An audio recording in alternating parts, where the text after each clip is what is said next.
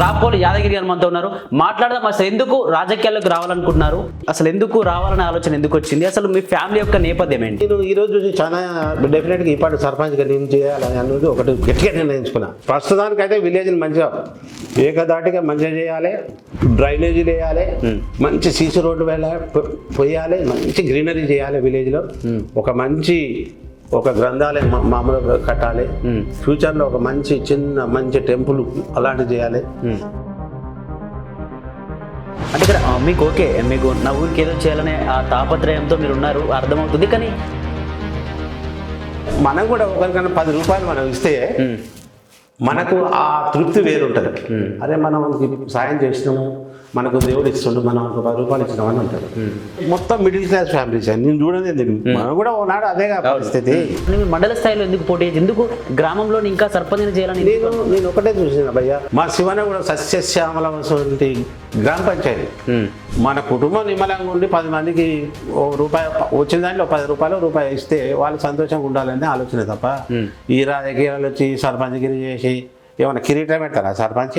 అంటే మన విలేజ్ బాగు చేస్తే చాలు. అంటే ఇక్కడ మాజీ సర్పంచులు కూడా చాలా మంది కూడా ఇబ్బందులు పడతా ఉన్నారు. బిల్లులు రాలేదు, కొన్ని లక్షల్లో ఖర్చు చేసాం, మా ఊరు మొత్తం అభివృద్ధి చేశాం, కానీ అభివృద్ధి చేసిన డబ్బులు ఇంకా రావట్లేదు, మేమే అప్పుల్లో కూరుకుపోయినవి చాలా కూడా మీరు చూసుంటారు వార్తలు.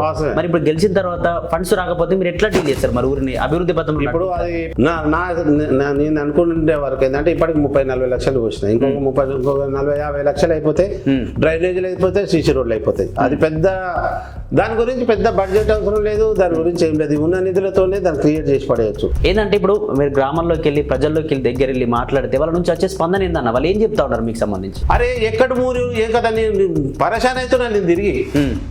ఇంకొక ముఖ్యమైన విషయం, ముందరగా మూర్లే కుంప ఆ దోవలు గడిచి పిల్లలు.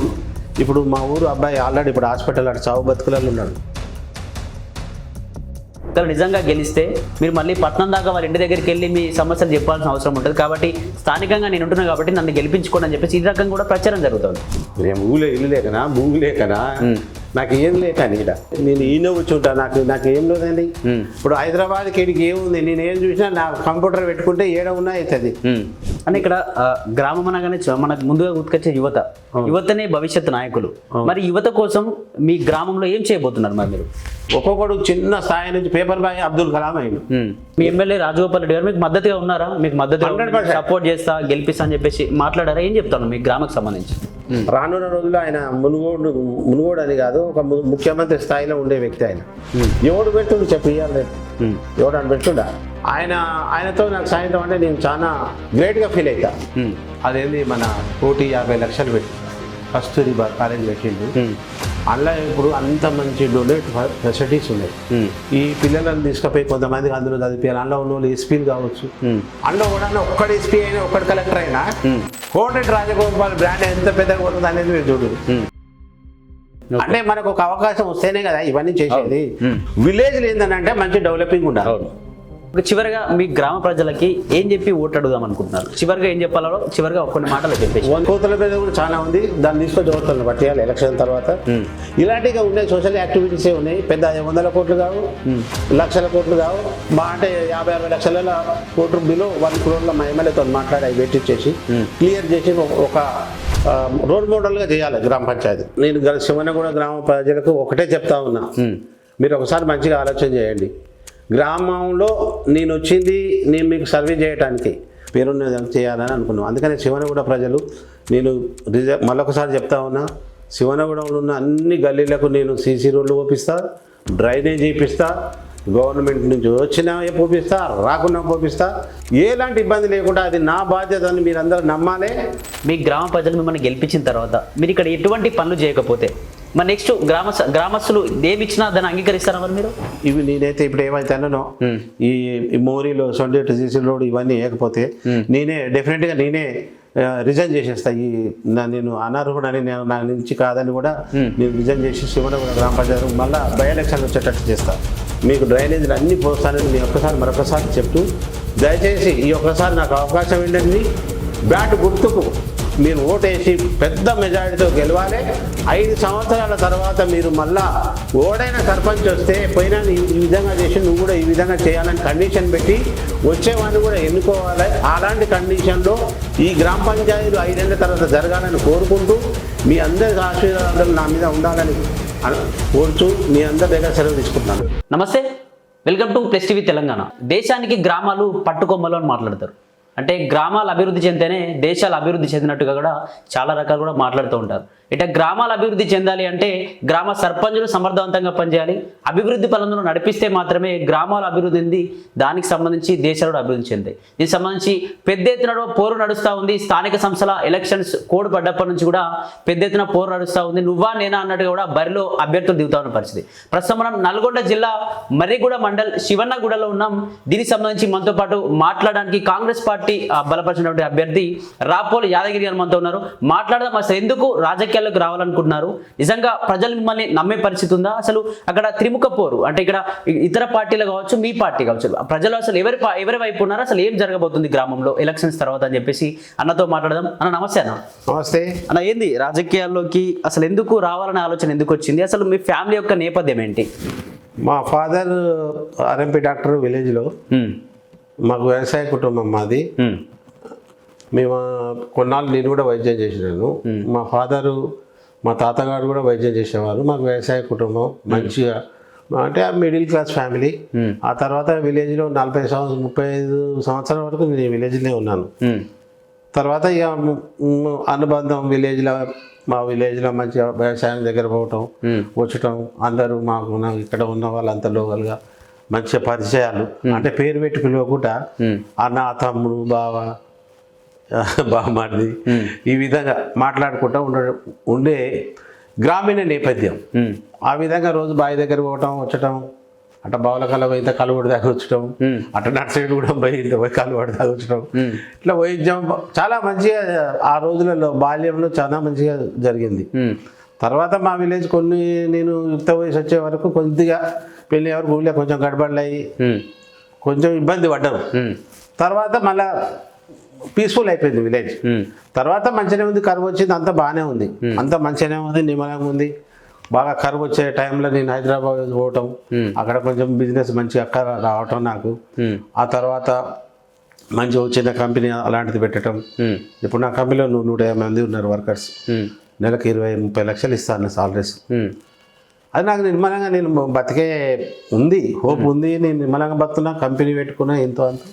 నాకు గ్రామం ఏంటంటే నేను ఉన్నది నాకు ఇక్కడ 10-15 ఎకరాల ల్యాండ్ ఉంది, నాకు ఊళ్ళో ఇల్లు ఉంది, మంచి కల్చర్ ఉంది. ఎప్పుడైనా నెలకు 4 సార్లు 5 సార్లు వచ్చిపోతూ ఉంటా. ఇక వచ్చిపోయే నేపథ్యంలో ఎట్లా ఉంటుంది, మనం నిమ్మలంగా మనం చూసిన వాళ్ళు బాధపడతా ఉంటే ఇక వాళ్ళు చూస్తుంటే కూడా అంటే మొత్తం మిడిల్ క్లాస్ ఫ్యామిలీస్ నేను చూడలేదు. మనం కూడా ఓనాడు అదే పరిస్థితి. రియల్గా చెప్పాలంటే వాళ్ళకు ఇక్కడ మౌలిక వసతులు నేను నిజంగా ఇవాళ కూడా పోయి చూసిన మోరీలు ఒక్కొక్కరు హైదరాబాద్లో ఎట్టుంటే అట్లా కట్టుకుని ఇల్లు ముందరగా మోర్లే కుంప. ఆ దోమలు గడిచి పిల్లలు ఇప్పుడు మా ఊరు అబ్బాయి ఆల్రెడీ ఇప్పుడు హాస్పిటల్ అటు చావు బతుకులలో ఉన్నాడు. తాటికొండ యాదగిరి మనవాడు. నేను పోయి హైటెక్ సిటీలో ఉంటే పోయి చూసి వచ్చిన. అంటే ఈ ఎలక్షన్ల ముందు చాలా ముందు పోయి చూసి వాళ్ళకి ఎంతో అంత అబ్బాయి సాయం చేసి మా ఎమ్మెల్యేతో మాట్లాడినా కానీ ఏది మాట్లాడినా కానీ ఒక ఈ దోమల వల్ల పబ్లిక్ చనిపోయి వికలాంగులు అయ్యి నేను నిజంగా నీ ఎలక్షన్లో ఎప్పుడైనా నేను క్యాంపెయిన్ చేసేది ఈ 10 సంవత్సరాల నుంచి నేను నా సోదరుగా బొడ్రాయి పండుగ చేసిన. బొడ్రాయి పండుగ చేస్తే మా ఎమ్మెల్యే సార్ వచ్చాడు. నన్ను చూసే గిరి నీకు మంచి లైఫ్ ఉంది, ఫ్యూచర్ ఉంది అని అంటే ఆ ఎంకరేజ్లో నేను పొలిటికల్లో రావాల్సి వచ్చింది. లేకపోతే నా బిజినెస్ నాకు నేను ఎన్నో ఉండేటోళ్ళు. అయితే ఈ విధంగా నేను ఈ పొలిటికల్ వచ్చిన తర్వాత నిన్న మన గ్రామ పంచాయతీ ఎలక్షన్లు నాకు 2 బిల్లులు నిబంధన గవర్నమెంట్ ఎత్తేసింది. ఎత్తేసే వరకు నాకు అవకాశం వచ్చింది. నేను ఉట్టేప్పుడే వీళ్ళు నాకంటే నేను బాగానే పోయినప్పుడు నేనేమో లక్షల కోట్లు ఏమి ఇవ్వలే కానీ లక్షలు కూడా ఇచ్చినారు కొంతమంది ఉన్నారు. నిజంగా ఎవరైనా పాలకులు ఎవడన్నా ఉంటే నేను ఇప్పుడు విలేజ్లో తిరిగినా కానీ నేను ఎందుకంటే ఇంట్లోకి పోయి అంత డీప్గా పోయి వాళ్ళని కలవలే. 100కి 10% కాళ్ళు లేని చేతులు లేని ఎవరు 50 ఏళ్ళు మొత్తం అంటే నా కన్నా 50 ఏళ్ళు 45 ఏళ్ళు కూడా మొత్తం కొలాప్స్ అయ్యి ఉంటారు మంచాల మీద ముసలోళ్ళు. అంటే ఎంత దౌర్భాగ్య పరిస్థితి చెప్పు. గవర్నమెంట్ అంతా ఇస్తుంది, నిధులు ఇస్తుంది, నీకు మంచి డ్రింకింగ్ వాటర్ అంటుంది, మరుగుదొడ్లకు పైసలు అంటుంది, సీసీ రోడ్లు అంటుంది. ఇక మరి ఏముంది, ఏం డెవలప్ ఉంది విలేజ్లలో? అందుకనే నేను ఈరోజు చూసి చాలా డెఫినెట్గా ఈ పాటు సర్పంచ్గా నేను చేయాలని అనేది ఒకటి గట్టిగా నిర్ణయించుకున్నా. సరే శివనగూడెం గ్రామ ప్రజలు ఏం చేస్తారు అనేది తర్వాత ముచ్చట. రెండోటి, నేను సర్పంచ్ కాకముందైనా దగ్గర నేను విలేజ్లోకి వచ్చినప్పుడల్లా ఎవడు దక్కుతాడు. ఎవరైనా చనిపోయింది అనుకో మా ఊళ్ళో ఫోన్ చేస్తారు, అరే బాగా చనిపోయాడు పేదోడు 10, 20. నేనే యాక్చువల్గా ఓ 10-14 ఏళ్ల కింద ఈ డబ్బులు ఇచ్చేది అంటే ఎవరికైనా ఆర్థిక సహాయం చేసేది మొదలుపెట్టింది నేనే. నేను పెట్టిన తర్వాతనే అందరు వచ్చారు. అదొక ఓడిగలి మండలం మొత్తం వ్యాపించిపోయింది. ఎందుకంటే ఏదైనా కష్టం వచ్చింది అనుకో ఎవరికైనా పోయి ఆయనకి ఆదుకొని వానికి ఎవడైనా కానీ ఏముంటుంది మిడిల్ ఫైనాన్షియల్ ఇబ్బంది ఉంటుంది. 4 భయాలు ఇస్తే వాడు ఏదో కొంచెం మనం అంటే వాడిని మొత్తం లేపి ఏమో కుసబెట్టలేము, కానీ కొద్దిగా ఉపశమనం అంటే అరే మా నాన్న వచ్చింది అనేది కొంచెం మానసికంగా కొంచెం ఉంటాడు కదా. ఆ విధంగానే అది ఏంటంటే 1-2 సార్లు చేసే వరకు అది కంటిన్యూషన్ అయిపోయింది. 10 ఏళ్ళు లక్షలు పోయింది. డబ్బులు పోయినా కానీ నాకేమనలేదు. అంటే మనం కూడా ఒకరికన్నా 10 రూపాయలు మనం ఇస్తే మనకు ఆ తృప్తి వేరుంటుంది. అదే మనం మనకి సాయం చేసినాము, మనకు దేవుడు ఇస్తుండు, మనం మనకు 10 రూపాయలు ఇచ్చినామని ఉంటుంది. ఈయన వాళ్ళు ఉంటారు, మస్తు ఉంటారు. ఇప్పుడు నా మీద ఇప్పుడు ఊళ్ళో ఉండగా ఈడు ఊళ్ళో ఉండడు, ఈయన వెంబడి 4 గ్యాంగ్ ఉంటుంది, లోడపీసల పని ఉంటుంది. ఇదే పని వాళ్ళకి, ఇంకేం పని లేదు. వినవా, ఊరి మీద వాడి దోసక తిందామని. మా శివన కూడా సస్యశ్యామలటువంటి గ్రామ పంచాయతీ. ఎందుకంటే నీళ్లు నిధులు మాకు చెరువు కట్టుడు, మాకు దేవుడు. దేవునికి 80 ఎకరాల ల్యాండ్ ఉంది. దాన్ని కూడా గవర్నమెంట్ 2 సార్లు నాకు చైర్మన్ ఇచ్చింది. దాన్ని కూడా నా స్వతహాగా నేను దానికి దాని కళ్యాణం మంచిగా కళ్యాణ వేదిక కట్టించిన. మనిషికి 1000 రూపాయలు 2000 అందరి దగ్గర తీసుకొని దేవుడు రథం చేసిన. దేవుడు రథం ఎందుకు చేసిన అంటే నేను ఒక్కనైనా చేదు అది చేదు, కానీ ఎందుకంటే అందరితో పార్టిసిపేట్ చేపిస్తే ప్రతి జాతరకు అందరు వస్తారు. నేను కూడా 1000 రూపాయలు ఇచ్చాను, ఏమన్నా జాతర పోవాలిగా అని వస్తారనే ఉద్దేశంగా అందరితో చెప్పి ఆ రథం కూడా చేయించిన. మా ఎమ్మెల్యేతో చెప్పి ఆడ ఒక 5 లక్షల రూపాయల సిసి రోడ్ వేయించిన. ఇంకోటి దాన్ని ఈ ప్రాజెక్టు వల్ల మొత్తం మీదకి పోయే బాట బంద్ అయింది. మా ఎమ్మెల్యేతో చెప్పిన అది కూడా ముందు చేయించాలి. నా ధ్యేయం ఒకటే, శివనగూడెంలో మంచిగా సీసీ రోడ్లు వేయించాలి. మొదలేమో మనం ఇది తీసుకుపోయి ఏదో అంటారుగా అమెరికా చేయలేము, ఇది తీసుకుపోయి హైదరాబాద్ చేయలేము. ఉన్నదాన్ని మొత్తం డ్రైనేజ్ చేయించాలి. డ్రైనేజ్ చేయించి అదే 100 కోట్లు ఏం కాదు. ఈ విషయం మా ఎమ్మెల్యే చెప్పిన ఏమంటే ఆయన ఇస్తాడు, ఇంకెవరైనా ఇస్తారు. ఇంత దుస్థితి నాకు ఇంతవరకు నేను సత్యంగా నేను పోలే ఆ సందులాలో పోయేది. అరే ఎక్కడ ఊరు ఏం కదా, నేను పరేషాన్ అవుతున్నా నేను తిరిగి. ఇంత దుస్థితులు అయితే నాకు తెలిసినంత వరకు అయితే ఏ ఊరు లేదు. ఈ శివన కూడా ఒకటే ఉంది. నేను చెప్తున్నా, ఈ మరుగుడ మండలం మొత్తం తిరుగుదాము. మరుగుడ మండలం మీరు కూడా ప్రెస్ వాళ్ళు తిరుగుని, ఎరగాళ్ళపల్లి ఊరు తిరగాళ్ళపల్లి ఊరు విలేజ్లు ఏంటంటే మంచి డెవలపింగ్ ఉండాలి. గ్రామ పంచాయతీలు డెవలపింగ్ ఉండాలి. మెయిన్ ఇంపార్టెంట్ వాటర్, నీళ్లు, ముఖ్యంగా మురికి, దోమలు, విపరీతమైన దోమలు. ఆ మురికి వచ్చే వరకు ఆ దోమలు కడితే ప్లాస్మోడియం అని ఇప్పుడు దోమలు వస్తున్నాయి. బ్రెయిన్ కడితే కథం పిల్లలు అవుట్, వికలాంగులు అవుతారు. ఏముంది, గ్రామ పంచాయతీ రాహంగానే కథం ఆడి 15-20 లక్షలు 30 లక్షలు పెడతాడు. దాన్ని వీక్ అంటే ఇవ్వడం వెళ్తే ఆయనకు పైసలు వస్తున్నాయి. ఇంకో రెండోటి, విపరీతమైన గవర్నమెంట్ మౌలిక వసతులు డబ్బులు లేవు వాళ్ళ దగ్గర. మెయిన్ డబ్బులు లేక ఏంది ఎన్ఆర్జీఎస్ వర్కులు ఇస్తుంది. అవును, మా విలేజ్లో దగ్గర నాకు తెలిసినంత వరకు ఇప్పుడు 3 సంవత్సరాల క్రితం 30 లక్షలు వచ్చింది ఎన్ఆర్జీఎస్. అంటే ఆ టీఆర్ఎస్ గవర్నమెంట్ వాళ్ళకి వాళ్ళు ఇయ్యలేదు, ఇంకొన్ని పోయలేదు. నేనే 40 లక్షలు పెట్టి పోయించిన, ఊరు మొత్తం పోయించిన. నేను వచ్చిన సీసీ రోడ్లు కూడా మీరు ఒకసారి చూడండి. ఇంతవరకు మాకు బిల్లు రాలే, ఇంకా నేను బిల్లు కూడా సబ్మిట్ చేయాలి. అరే అమ్మ, వచ్చిన దాన్ని కూడా పోసే పరిస్థితి లేకుండా అయిపోయింది ఊళ్ళో. ఇంకా కొన్ని అవన్నీ మనం చెప్పుకుంటే సొంత డబ్బా అవుతుంది. విన్నావా, మన ఒక పండుగ చేసినా కానీ వాళ్ళ దగ్గర అంటే ఎవరుండంటే అందనాదులు లేడు, వచ్చినాయి మింగాలే కథం ఉండాలి. ఇంకొక ముఖ్యమైన విషయం, మా ఎందుకంటే ఇప్పుడు చల్లగూడెం ప్రాజెక్టు 4,15,000 రూపాయలు ఎకరం. ప్రపంచంలో ఏమన్నా 4 లక్షలకు వస్తుందా భూమి చెప్పు? కోటి రూపాయలకి ఎకరం అయింది ఈయన. మేమే ఇక్కడ లేఅవుట్ చేసినాము 90 లక్షలకు ఎకరం. కోటి రూపాయలు అయింది ఇవాళ. 4,15,000 రూపాయలు ఇచ్చారు. కథ ఒక్కరిద్దరు కలిసి ఇప్పుడు సంతకాలు ఓడోడు పెట్టిండు. అటు సైడ్ కూడా పొలకు తెలుసు, మా ఊళ్ళకి తెలుసు. ఒక్కడు పెట్టాక ఇక పోతాయి రబ్బులు అనగా నేను ఈ అమ్మ గోర్లు పోయినట్టు పెట్టి మొత్తం ఎత్తిపాడు దిగారు. కథ సునంపాప అయిపోయింది.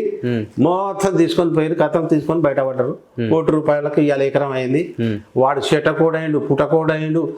ఎప్పుడైనా పోయి చూసుకున్న పలకరిద్దామన్నా కూడా లేకుండా అయిపోయాయి. కొన్ని ఫ్యామిలీలు అయితే జాడ లేకుండా పోయినాయి. అలాంటి దుస్థితి ఈ శివనగూడెం గ్రామంకి వచ్చింది. అంటే ఇక్కడ మీరు గ్రామీణ స్థాయిలోనే కాకుండా మీకున్న పరిచయాలు కావచ్చు, మీకున్న వ్యవస్థ, మీకు అంత రాజకీయ పరిచయాలు ఉన్నాయి, ఎమ్మెల్యే గారితో తిరుగుతారు, ఇన్ని పరిచయాలు ఉన్నాయి, మీరు మండల స్థాయిలో ఎందుకు పోటీ చేసి, ఎందుకు గ్రామంలో ఇంకా సర్పంచ్ చేయాలని? నేను ఒకటే చూసిన భయ్య, రియల్గా చెప్తా ఉన్నా. మండలంలో అంటే ఎంపీగా చేసి నేను ఏం చేస్తా, నాకేం వస్తుంది ఎంపీగా చేస్తే?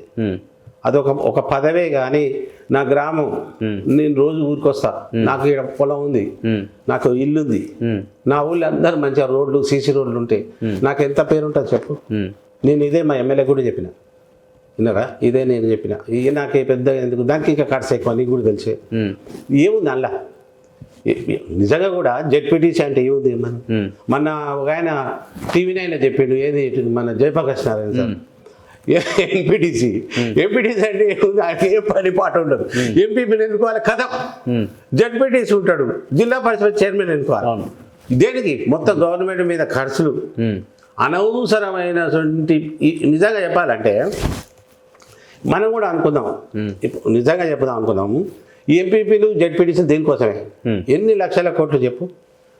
ఇంకొకటి కూడా చెప్తా ఉన్నా, సెంట్రల్లో ఏ గవర్నమెంట్ ఉంటే స్టేట్లో అదే గవర్నమెంట్ ఉంటే విలేజ్లు అన్నీ బాగుపడతావు. నేనంటే నేను పెద్ద, నాకు ఈ రాజకీయ అవగాహన లేదు, కానీ నేను చదువుకుంటూ బాగా ఉన్నా. చైనా దగ్గర 50% గవర్నమెంట్కి ఉపాధి వస్తుంది ఊర్లలోనే, మన దగ్గర 0% ఉంది. విన్నావా? అంటే రాగా మనం వ్యవసాయం కూడా పండించుకోలేని పరిస్థితి వచ్చింది. మన రాజకీయ నాయకులు కూడా పండబెట్టి బియ్యం free, current free, gas free, bus free, ఇక వాళ్ళు ఏం పని చేసేటట్టు చెప్పుగా 4 రోజులు అయితే ఇలాంటి దుస్థితి వచ్చేసింది విలేజ్లో. అందులో ఇంకా మా ఊరు అసలు మొత్తం ఆగమైపోయింది మా విలేజ్. కొన్ని రోజులేమో కొట్టుకొచ్చారు, ఇప్పుడేమో ఈ బాధ. అరే ఇల్లు చూస్తానేమో హైదరాబాద్లో కట్టినట్టు కట్టుకురు, బయట చూస్తానేమో మురికి. అదే ఏమో నువ్వనే 5-6 వేలు పెడితే పోతుందా అంటే అది గవర్నమెంట్ వస్తేనే పోవాలని వాళ్ళు ఉంటారు. ఈ విధమైన పరిస్థితి వచ్చింది భయ్య. అందుకనే నేను ఎంపీపీగా చేయొద్దు, నాకెందుకు ఎంపీపీ. ఒకవేళ అవకాశం వస్తే చూస్తా తర్వాత, ఆ ఎలక్షన్లు వచ్చినప్పుడు. ప్రస్తుతానికైతే విలేజ్ని మంచిగా ఏకదాటిగా మంచిగా చేయాలి, డ్రైనేజీలు వేయాలి, మంచి సీసీ రోడ్డు పోయాలి, మంచి గ్రీనరీ చేయాలి విలేజ్లో. ఒక గ్రంథాలయం మామూలుగా కట్టాలి, ఫ్యూచర్లో ఒక మంచి టెంపుల్ అలాంటివి చేయాలి. మా మదర్ పేరు మీద కూడా స్కూల్స్, హైదరాబాదు కార్పొరేట్ స్థాయిలో నేను స్టేజీలు కట్టించిన, మీరు చూడు. అంటే మన విలేజ్ బాగు చేసే చాలు, నాకు అంత దూరం పోయి కూడా నేనేం చేయాలి అనేది ఒకటి ఆలోచన వచ్చింది. ఇప్పుడు ఈ అవకాశం వచ్చిందని ఇలా డెఫినెట్గా నాకు అవసరానికి వచ్చింది. నేను ఎందుకంటే సర్పంచ్ ఉన్నా లేకున్నా ఇదే సోషల్ సర్వీస్ చేసిన. ఇంక ఇది ఉన్నదనుకో, ఇంకా కొంచెం గవర్నమెంట్ కొన్ని పైసలు వస్తాయి, దాంతో ఇంకా డెవలప్ చేయాలనే ప్లాన్. అంటే ఇక్కడ మీకు నా ఊరికి ఏదో చేయాలనే ఆ తాపత్రయంతో మీరు ఉన్నారు, అర్థమవుతుంది. కానీ కాంగ్రెస్ అధికారంలోకి వచ్చినాక కొంచెం కూడా వార్తల్లో వస్తూ ఉందంటే కొంచెం వ్యతిరేకంగా ఉన్నారు ప్రజలు, ఏ పథకాలు అందట్లేదు, వాళ్ళు ఇస్తాను హామీలు ఏవి ఇవ్వట్లేదు అని చెప్పేసి మాట్లాడుతున్నారు. కానీ మీరు కాంగ్రెస్ పార్టీ బలపరిచిన అభ్యర్థి కాబట్టి ఇక్కడ ఏమైనా మైనస్ అయ్యే ఛాన్స్ అంటారు ఊర్లో? వాస్తవంగా మాత్రం రియల్గా కాంగ్రెస్ గవర్నమెంట్ దగ్గర డబ్బులు లేవు. ఎందుకంటే ఇప్పుడు నేను ఇప్పటిదాకా కూడా చెప్పిన, ఏమన్నా అంటే స్టేట్లో ఏ గవర్నమెంట్ ఉంటే సెంట్రల్ ఆ గవర్నమెంట్ ఉండాలి ఫస్ట్. రెండోటి, డబ్బులు ఎక్కడి నుంచి వస్తాయి? గవర్నమెంట్కి ఏముంది? మాకు రియల్ ఎస్టేట్ కూడా కాంగ్రెస్ గవర్నమెంట్ పడిపోయింది మొత్తం హైదరాబాద్లో. పైసలు ఎక్కడివి? ఏం తెచ్చినా అప్పుడే తీసుకురావాలి. అవును, మళ్ళీ అన్ని ఫ్రీ నేనే. అందుకని అసలు కాంట్రాక్టర్లకు బిల్లు, నేను కూడా ఒక కాంట్రాక్టర్, ఎంతో చిన్న కాంట్రాక్టర్, మాకు కూడా బిల్లులు లేవు. అందుకనే చాలా ఇబ్బందిగా ఉంది. అంతకుముందు చేసిన గవర్నమెంట్ అప్పులు, కాళేశ్వరం 1,20,000 కోట్లు. ఇంకొకటి కూడా చెప్తా ఉన్నా, పోయిన గవర్నమెంట్ ఏం చేసినా కానీ లక్షల కోట్లది 1,000 కోట్ల ప్రాజెక్టులు కట్టింది. విన్నారా? ఏది కట్టినా కానీ ఒక మొత్తం ఇరిగేషన్ ప్రాజెక్ట్ వాళ్ళు అంటే ప్రజల కోసం కట్టినా దీనికోసం కట్టినా కానీ అప్పుల పాలైతే అయింది. మరి వీళ్ళకి ఇద్దామంటేనే వాడు డబ్బులు లేవు, ఉన్న హామీలు నెరవేర్చాలంటే కష్టమైంది. కేంద్రానికి వీళ్ళకేమో కమ్యూనికేషన్ లేదు. అంటే వీడు పోయినా వాడు కాంగ్రెస్, ఇదేమో కాంగ్రెస్ పార్టీ, అదేమో బీజేపీ పార్టీ, ఓ ప్రాంతీయ పార్టీ అన్నా అదొక తీరు ఉంటుంది. మొత్తం వీళ్ళు బద్ధశత్రులు కదా, ఎట్లా పోయి వాళ్ళ గవర్నమెంట్ రావాలి వీళ్ళని బదనాం చేయాలని ఉంటుంది. అందుకని కొంచెం మా గవర్నమెంట్లో కొంచెం వెనుకబడ్డది. రానున్న రోజుల్లో డెఫినెట్గా దీన్ని 2 ఏళ్లలో చేయాలని ప్లాను. రేవంత్ రెడ్డి బెటర్గా చేస్తారు, మంత్రులందరూ బెటర్గా చేస్తారు. కొంచెం పబ్లిక్ కూడా ఇప్పుడిప్పుడే అవగాహన పడతారు. కాకపోతే కొంచెం ప్రభుత్వం ఇచ్చడంలో కొంచెం ఒక 1% 2% విఫలమైంది, కానీ అది ఫ్యూచర్లో అవి 1 year 2 yearsలో అది అధిగమించేస్తుంది. దాని గురించి పెద్ద డౌట్ లేదు అని నేను అనుకుంటున్నా. అంటే ఇక్కడ మాజీ సర్పంచులు కూడా చాలా మంది కూడా ఇబ్బందులు పడతా ఉన్నారు. బిల్లులు రాలేదు, కొన్ని లక్షల్లో ఖర్చు చేసాం, మా ఊరు మొత్తం అభివృద్ధి చేశాం, కానీ అభివృద్ధి చేసిన డబ్బులు ఇంకా రావట్లేదు, మేమే అప్పుల్లో కూరుకుపోయినవి చాలా కూడా మీరు చూసుంటారు వార్తలు. మరి ఇప్పుడు గెలిచిన తర్వాత ఫండ్స్ రాకపోతే మీరు ఎట్లా డీల్ చేస్తారు మరి ఊరిని అభివృద్ధి పథంలో? ఇప్పుడు అది పెద్ద నేను అనుకుంటుండే వరకు ఏంటంటే ఇప్పటికి 30-40 లక్షలు వచ్చినాయి. ఇంకొక 40-50 లక్షలు అయిపోతే డ్రైనేజీలు అయిపోతాయి, సీసీ రోడ్లు అయిపోతాయి. అది పెద్ద, దాని గురించి పెద్ద బడ్జెట్ అవసరం లేదు, దాని గురించి ఏం లేదు. ఉన్న నిధులతోనే దాన్ని క్రియేట్ చేసి పడేయచ్చు, పెద్ద ఏం లేదు. కానీ ఇంకేంటంటే ఇంకా కొన్ని ఉంటాయి కదా, ఇంకా కొన్ని ఏమైనా ఇంకా ఎక్స్ట్రా చేయాలనుకుంటే మాత్రం కొంచెం ఇబ్బంది చూసి చేయాలి. ఫస్ట్ ప్రయారిటీ అయితే మెయిన్ డ్రైనేజీలు మీద సీసీ రోడ్లు, ఊరు నిండా కోతులున్నాయి. నేను ఆగో ఫ్రూట్స్ గిట్స్ ఊరి తెచ్చిన అన్ని ఎత్తుకొని పోయినాయి కథ. మేరీ కోతుల మీద కూడా చాలా ఉంది, దాన్ని తీసుకొని చదువుతాను పట్టేయాలి ఎలక్షన్ తర్వాత. ఇలాంటిగా ఉన్నాయి, సోషల్ యాక్టివిటీసే ఉన్నాయి. పెద్ద 100 కోట్లు కావు, లక్షల కోట్లు కావు. మా అంటే 50-60 లక్షల కోట్లు బిలో 1 crore మా ఎమ్మెల్యేతో మాట్లాడి అవి పెట్టించేసి క్లియర్ చేసి ఒక రోడ్ మోడల్గా చేయాలి గ్రామ పంచాయతీ. దానికోసం ఏదో పెద్ద కష్టపడాల్సిన అవసరం లేదు, పెద్ద కష్టపడేది. ఇప్పుడు ఆల్రెడీ 30 లక్షలు నిధులు, ఇంకొక 60-70 లక్షలు అయింది అనుకో, విలేజ్ మంచిగా అయిపోతుంది. ₹1 బిలో 1 crore మంచిగా అయిపోతుంది అని నేను అనుకుంటున్నా. మీ ఎమ్మెల్యే రాజగోపాల్ రెడ్డి గారు మీకు మద్దతుగా ఉన్నారా? మీకు మద్దతు సపోర్ట్ చేస్తా, గెలిపిస్తా అని చెప్పేసి మాట్లాడారా? ఏం చెప్తాను మీ గ్రామకు సంబంధించి? నాకు కోమటిరెడ్డి రాజగోపాల్ రెడ్డితో మంచి సన్నిహిత సాహిత్యం ఉంది. అది దేనికంటే ఆయన కూడా ఏదైనా స్కూళ్ళలోనైనా ఆయన ఒకసారి నేను పోయి ఇక్కడ ఒక రోడ్డు కావాలి సార్ అంటే, మొదలు మీ స్కూల్లో ఎంతమంది ఉన్నారు పిల్లలు? 100 మంది ఉన్నారు కదా, 200 కావాలి. అప్పుడు అడుగు విలేజ్ కోసం, ఫస్ట్ స్కూల్స్ కావాలి, డ్రైనేజ్ కావాలి, ఇదే కావాలి అని అంటాడు. అంటే ఆయన కూడా మంచి వ్యక్తులను ప్రోత్సహిస్తాడు. బాగా నేను చూస్తా ఉన్నా. ఈ అబద్ధాలు ఆడుతులను, ఇట్లా ఒకటి వచ్చి ఒకటి చెప్తే చేయని వాళ్ళను, కొన్ని అబద్ధాలు ఆడి చేసేటోళ్ళు ఉంటారు. అంటే ఆయన కాన్స్టిట్యున్సీ మొత్తంలో మానిటరింగ్ చేస్తూ ఉంటాడు. ఎవడు మంచోడు కాదని చూస్తూ ఉంటాడు. అందులో నేను ఆయనకు కొంచెం, నేను 100% అంటలేదు కానీ మంచిగా జనాలు మంచిగా చూస్తాడు. అంటే నేను అంటే ఫేక్గా మాట్లాడాడు, ఏదైనా చెప్పి అనుకో ఇమీడియట్ ఓకే అంటాడు. దాని గురించి కింద చెప్తారు. ఇప్పుడు ఆయన పుణ్యానే దగ్గర 30-40-50 లక్షలు పోయిస్తాను. ఇప్పుడు ఏదైనా చెప్పినా కానీ ఆయనకు పెడితే ఎంబడే రెస్పాండ్ అవుతాడు. ఆయన మంచి నేషనల్ వైజ్గా పేరున్న వ్యక్తి. ఎవరైనా ఆపదున్నా సాపదున్నా జెన్యున్ ఉన్నట్టే ఇమీడియట్ ఆయన ఏదైనా లేని ఆస్తి అయినా అమ్మి పెట్టేటోడు. అంతేగాని వెనుకకు పోయే వ్యక్తి అయితే కాదు. రానున్న రోజుల్లో ఆయన మునుగోడు అని కాదు, ఒక ముఖ్యమంత్రి స్థాయిలో ఉండే వ్యక్తి ఆయన. ఎవడు పెడుతుండు చెప్పి ఇవ్వాలి రేపు, ఎవడు అని పెడుతుండా? ఎంత చూడు ఎమ్మెల్యే అంటే ఏమైనా ఈ కంపెనీకి రాస్తాడు, ఆ గవర్నమెంట్ రాస్తాడు, ఈ కలెక్టర్ రాస్తాడు. సొంత డబ్బులు ఎవడని ఇస్తాడా? ఆయన 100 కోట్లు ఇచ్చిండు, 1000 కోట్లు పోతూనే ఉన్నాయి. కాకపోతే ఆయనకు మంచి పేరుంది, నేషనల్ వైజ్ ఒక బ్రాండ్ అయినది అంతే. ఆయనతో నాకు సాయంత్రం అంటే నేను చాలా గ్రేట్గా ఫీల్ అవుతా. నేను మా ఎమ్మెల్యే నా దగ్గర ఉన్నాను, మా ఎమ్మెల్యే మా ఎమ్మెల్యే అనేటట్టు ఎనీ టైం నాకు ఏదైనా అవసరం ఉంటేనే ఫోన్ చేస్తా, డెఫినెట్ ఇస్తాడు. నాకు ఎంబడే రెస్పాన్స్ ఇస్తాడు. ఏదైనా ఉంటే అంటే మా ఊళ్ళో మెయిన్గా నేను చేసేదంటే పిల్లలు ఎవరైనా ఫిట్నెస్ చూస్తాయి అనుకో, ఏదైనా హాస్పిటల్ సార్ అంటే ఎంబడే అక్కడ హాస్పిటల్ యజమాన్యంతో మాట్లాడి ఏదైనా ఫీజులు తక్కువ చేసి, సార్ కూడా కొంచెం ఏమైనా అమౌంట్ డొనేట్ చేసి, అంతకన్నా అలాంటి ఎమ్మెల్యే దొరకటం శివన్న కూడా కాదు, మునుగోడు ప్రజలు రాష్ట్రంలో ఉన్న ప్రజలకు నిజంగా ఆయన ఒక దేవుడు. అసలు రోడ్డు అందరు ఉన్న ఎమ్మెల్యేలు అందరూ అటు ఉండనుకో ఇక సుభిక్షంగా ఉంటుంది. మా గ్రామానికి సంబంధించి ఎప్పుడు తీసుకొని పోతూ ఉంటారు. ఎక్కువ నాకు మా గ్రామం సంబంధించి పోయిందంటే ఈ హెల్త్ ఇష్యూస్ పిల్లలే. వాడికి operations, kidney failures, kidney dialysis, brain, ప్రతి ఒక్కటి ఊరికే పోగానే ఫోన్లు చేసి మాకు హెల్త్ బాగాలేదు పిల్లలకు, నెలకోడు హాస్పిటల్లో ఎవడో ఓడు. నేను అందుకని ఈ కార్పొరేటర్ హాస్పిటల్ వద్దురా నాయన, చక్కగా నిమిషంలో పోయి ఎమ్మెల్యేతో ఎల్ఐసి ఇప్పిస్తామనేది ఏముంటుంది. దిగి ఆడాడు పోయి అల్ల దిద్దిరి దూకంగానే కథం ఆడు. కార్పొరేటర్ ఏముంది మొత్తం జుట్టు కొరుకుతారు. ఇవే ఇష్యూలు ఎక్కువ, ఊరు సమస్యలు కాదు మెయిన్ ఇంపార్టెంట్. ఈ పిల్లలు చనిపోవడం, గత ముందు క్యాన్సర్తో చనిపోయాడు పోరాడు, వారికి 1 లక్ష రూపాయలు ఇచ్చాను నేను పాపం. నేను ఇచ్చిన ఎన్ఆర్ఐలు పాపం 3-4 లక్షలు 4-5 లక్షలు వచ్చినాయి, అయినా అబ్బాయి బతకలే. ఇట్లనే ఇక ఈ పిల్లలకు ఏదో ఈ దోమల వల్ల ఇవన్నీ మెయిన్ ఇంపార్టెంట్ వచ్చాయి. అంతవరకు అయితే జన్యుపరంగా కాదు, దోమలే, కానీ అది తెలుసుకోలేకపోతున్నారు. అంటే మీరు చాలా వరకు కూడా సొంతగా మీరు మీ బిజినెస్ ద్వారా వచ్చిన మీ కష్ట ఫలితంగా ద్వారా వచ్చిన డబ్బులన్నీ కూడా మీ గ్రామానికి చాలా పెట్టిన నాకు ఇచ్చినవి కూడా నాకు తెలియదు. నేను ఏంటంటే ఇప్పుడు మీరు గ్రామంలోకి వెళ్ళి ప్రజల్లోకి వెళ్ళి దగ్గర వెళ్ళి మాట్లాడితే వాళ్ళ నుంచి వచ్చే స్పందన ఏందన్న, వాళ్ళు ఏం చెప్తా ఉన్నారు మీకు సంబంధించి? వాళ్ళు నిజంగా వాళ్ళు కొంతమంది అమాయకులు ఉన్నారు. వాళ్ళు ఏంటంటే వాళ్ళు ఏమంటారంటే ఈ సర్పంచ్ ఏంది, ఈ వాళ్ళకి ఏం తెలిసే చెప్తారు.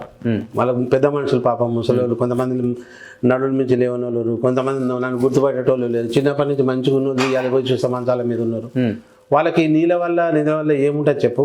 ఇక కొంత తెలుగు వాళ్ళు ఉన్న వాళ్ళకి ఈ గ్రామం గురించి ఏం తెలుస్తుంది, వాళ్ళకి ఏం పైసలు వస్తున్నాయి, ఏం కథ అని ఏం తెలుస్తుంది, ఏం లేదు. అయ్యాక చూడు కొంతమంది ఏంటంటే ఇక కొంతమంది పంచాయతీకే మీదకి వస్తారు. ఏంటంటే ఏం నీళ్ళు, మా పిల్లలు జ్వరాలు వస్తున్నాయి, మేము ఎట్లా అనేది వాళ్ళే తప్పు కాదు వాస్తవంగా, వాళ్ళకి దీని మీద అవగాహన లేదు కదా పాపం. ఎట్లా ఈ నీళ్ళు ఏం చేయాలి ఏం కదా, మా దగ్గరకు వస్తాడు రోజు అని అబ్బాయి, అలా మారిపోతే ఒకటే వెళ్ళి నీళ్లు మొదలు వచ్చినోడు ఎలక్షన్ల నాడు వస్తాడు, అడుగుతాడు, కథం ఓట్లు అయిపోగానే మళ్ళీ మొక్కం కనవాడు. ఇగో ఇదే పని. ఇక నేనేం చేస్తున్నంటే నేను వాళ్ళకు భరోసా ఇచ్చినా వాళ్ళకు నమ్మకం లేని పరిస్థితి. ఎందుకంటే ఇదివరకు చేసిన మోసాలు అది వాళ్ళను ఏ విధంగా కాంప్రమైజ్ చేయాలి అనేది కూడా. ఎందుకంటే వాళ్ళు కూడా విసిగిపోయారు మంది మాటలు.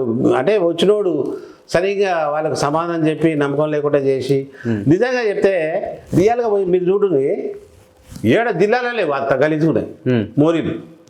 అరే ఏది ఇంత అన్యాయం నిజంగా.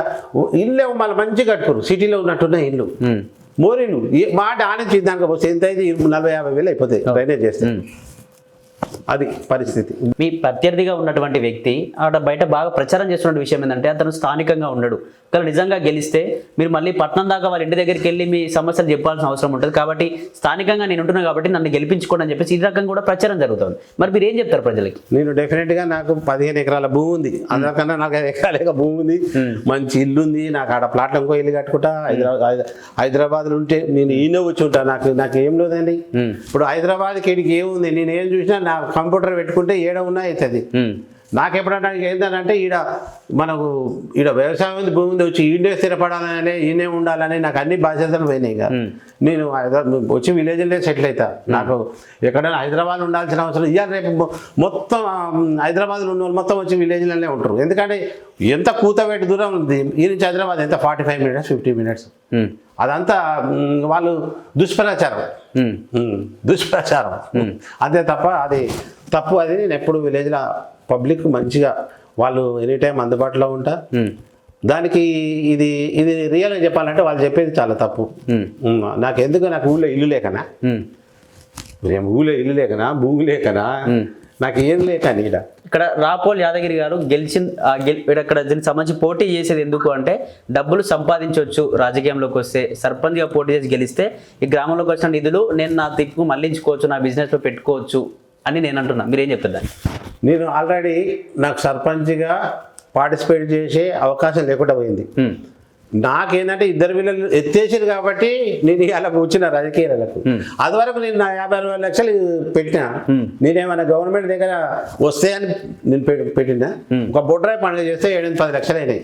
ఓ స్టేజీలు కట్టించిన, ఓ 4-5 లక్షలు దీన్ని కట్టినా, దానికి 2-3 లక్షలు కట్టినా. ఇక నేను చెప్పుకుంటా పోతే నాకే తెలియదు. నిన్నమ్మా అంటే నేను ఓట్లకు దిగుతున్నా కాబట్టి వాళ్ళే చెప్తావు అయ్యా నాకు గింద గాయల నాడు ఈ సాయం చేసినామంటే నాకు యాదికి లేదమ్మా. ఎందుకంటే దగ్గర 8-10 ఏళ్ళు అది గుర్తుంటుంది పాపం. వాళ్ళకు కూడా వాళ్ళు గుర్తుపెట్టుకురు. ఎప్పుడైనా పబ్లిక్ ఏంటంటే వాళ్ళు సాయం చేస్తే గుర్తుపెడతారు, కానీ మోసం చేసింది మాత్రం ఎన్నడూ గుర్తుపెట్టారు. ఇదంతా వాళ్ళు టీఆర్ఎస్ వాళ్ళు చేసిన దుష్ప్రచారం నా మీద, విన్నారా? అంతేగాని మరి నాకు నేను ఎప్పుడు హైదరాబాద్ ఉంటా, నేను అది ఉంటా, లేకపోతే ఇదంతా అది తప్పు. నేను వచ్చి విలేజ్లో ఉంటా, విలేజ్కి సర్వీస్ చేస్తా. ఏదైనా అవసరం ఉంటే ఒక రోజు అట్లా పోయి మళ్ళీ ఎప్పుడో వస్తాను, నాకు ఏముంది అని నేను వాళ్ళు చెప్పేది అంతా తప్పు అని నేను అంటా. ఒక చివరిగా మీ గ్రామ ప్రజలకి ఏం చెప్పి ఓటు అడుగుదాం అనుకుంటున్నారు? చివరిగా ఏం చెప్పాలో చివరిగా కొన్ని మాటలు చెప్పేసి. 100% నేను శివనగూడ గ్రామ ప్రజలకు ఒకటే చెప్తా ఉన్నా, మీరు ఒకసారి మంచిగా ఆలోచన చేయండి. గ్రామంలో నేను వచ్చింది నేను మీకు సర్వీస్ చేయడానికి. అందరిలాగా నేను ఏదో ఓట్లు అమ్ముకొని కాళ్ళు పట్టుకొని ఏళ్ళు పట్టుకొని లేకపోతే ఓటుకు 1000 రూపాయలు ఇచ్చి ఒక ఓటర్ ఇచ్చి నేను ఓట్లు వేయించుకొని అని కాదు. ఆల్రెడీ నేను గ్రామానికి చాలా సర్వీస్ చేసిన. ఎందుకంటే ఒక స్కూల్ కూడా మంచిగా ఉండాలని స్కూల్ మొత్తం పోయే పరిస్థితి వచ్చేసింది. దాన్ని నిలబెట్టి దానికి ఒక స్టేజ్ కట్టించి దానికి ఆ పిల్లలకు మంచిగా మేము మన కబడ్డీ పోటీలు కూడా పెట్టాం.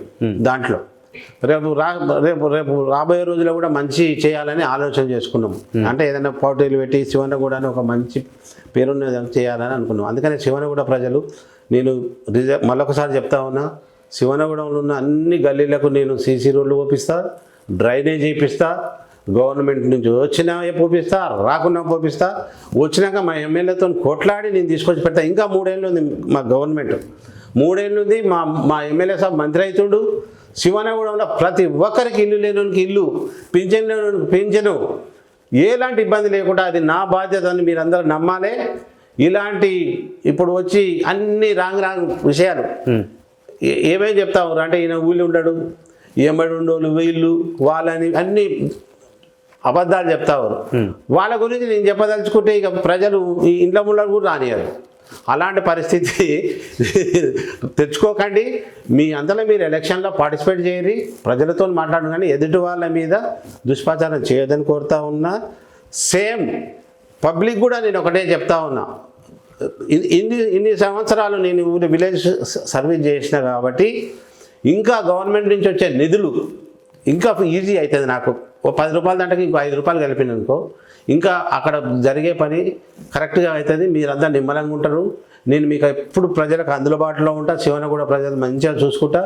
మీకు డ్రైనేజీలు అన్నీ పోస్తానని మీ మరొకసారి చెప్తూ, దయచేసి ఈ ఒక్కసారి నాకు అవకాశం ఏంటంటే బ్యాట్ గుర్తుకు మీరు ఓటేసి పెద్ద మెజారిటీతో గెలవాలి. 5 సంవత్సరాల తర్వాత మీరు మళ్ళా ఓడైన సర్పంచ్ వస్తే పోయినా ఈ విధంగా చేసి నువ్వు కూడా ఈ విధంగా చేయాలని కండిషన్ పెట్టి వచ్చేవాడిని కూడా ఎన్నుకోవాలి. అలాంటి కండిషన్లో ఈ గ్రామ పంచాయతీలు 5 ఏళ్ల తర్వాత జరగాలని కోరుకుంటూ మీ అందరి ఆశీర్వాదాలు నా మీద ఉండాలని. మీ గ్రామ ప్రజలు మిమ్మల్ని గెలిపించిన తర్వాత మీరు ఇక్కడ ఎటువంటి పనులు చేయకపోతే మరి నెక్స్ట్ గ్రామస్తులు ఏమిచ్చినా దాన్ని అంగీకరిస్తారా మరి మీరు? 100% మా గవర్నమెంట్ 3 ఏళ్ళు ఉంది. ఆ 3 సంవత్సరాల్లో డెఫినెట్గా ముఖ్యంగా ఇవి నేనైతే ఇప్పుడు ఏమైతే అన్నానో ఈ మోరీలో సొంత సీసీ రోడ్ ఇవన్నీ వేయకపోతే డెఫినెట్గా నేనే రిజైన్ చేసేస్తా. నేను అనర్హుడని నేను నా నుంచి కాదని కూడా నేను రిజైన్ చేసి శివనగూడ గ్రామ పంచాయతీ మళ్ళీ బై ఎలక్షన్లు వచ్చేటట్టు చేస్తా. అంతే తప్ప ఓరో శివనగూడ గ్రామ పంచాయతీలు చీ అంటుంటే కూడా చేస్తా అని చేయలేదని అలాంటి మాటలు పడే వ్యక్తిని కాను నేను. ఎందుకంటే నాకు అవసరం కూడా లేదు. మీకు ఇప్పుడే అంటా ఉన్నా, నా దగ్గర నా కంపెనీలో ఇంత ఉంది, నేను ఇచ్చే సాలరీస్ ఇంత ఉంది, నా జీతం ఇంత, నా ఆమ్దాని ఇంత అని అన్నా. ఈ గ్రామ పంచాయతీలో ఏం వస్తాయో ఏం రావో మీరు కూడా ఆలోచన చేయాలి. శివనగూడ ఇక్కడి నుంచి కూడా నేను చెప్తా, శివనగూడ గ్రామ పంచాయతీ మీద వచ్చే నిధులది కూడా ఒక లిస్టు పెడతా. వచ్చే ఖర్చు ఎంత ఉంది పెడతా, ఎంత ఇస్తున్నావు జీతాలని పెడతా, మేము చేసే ఈ 3 ఏళ్లలో ఏం చేసేదని కూడా పెడతా. అంతే తప్ప ఎవరో తిట్టుకుంటే ఈ సర్పంచ్ వచ్చినాక హిట్ అయిందని అంత దౌర్భాగ్య పరిస్థితి నాది కాదు. గ్రామ పంచాయతీలు వివరాలని పెడతా అంటున్నారు, ఎన్ని వస్తున్నాయి గ్రామానికి, ఎంత ఖర్చు అవుతుంది, మొత్తం ఎవ్రీథింగ్.